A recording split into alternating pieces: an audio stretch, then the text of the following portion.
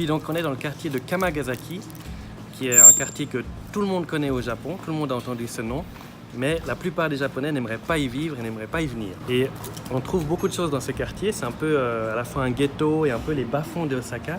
Et il y a notamment la particularité d'avoir ici le quartier de Tobita, qui est un quartier de prostitution dit officiel, alors même que la prostitution est illégale. C'est un quartier très populaire où se retrouvent ou trouvent refuge toutes sortes de personnes qui ont été soit exclues de la société ou qui ont décidé de se cacher, de sortir de la société. Là, on a une photo un peu particulière. Ce sont des personnes qui, en fin de journée, font la queue pour obtenir un bon pour pouvoir dormir dans des dortoirs. Donc, ils peuvent dormir gratuitement dans ce quartier. Pourquoi toi, ils t'acceptent? Alors, je pense que c'est plus facile que si je n'étais japonais.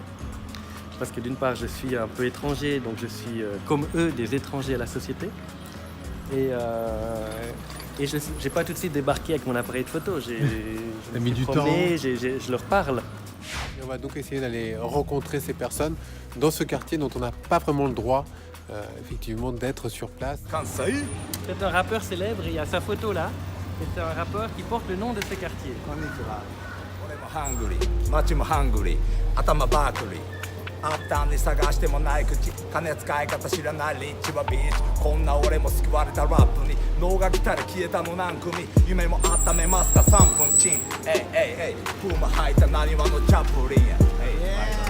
Il parlait de la vie qui a faim, de la ville qui a faim, que lui aussi a faim, qu'il n'y a pas d'argent. Enfin, il parlait vraiment de ce côté. Il est de ce quartier. Oui.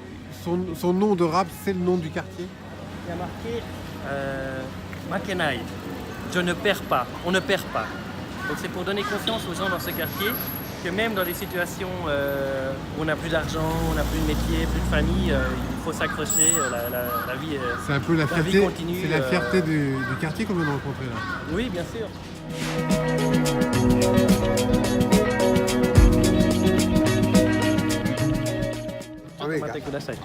Il me dit qu'en vivant ici, il peut se comporter de manière libre. Quand il veut manger, il mange.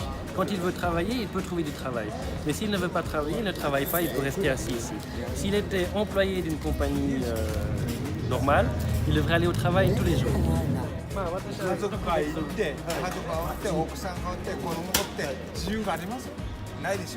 Alors là, il élargit un peu. Il me dit, toi, tu n'es pas libre, par exemple.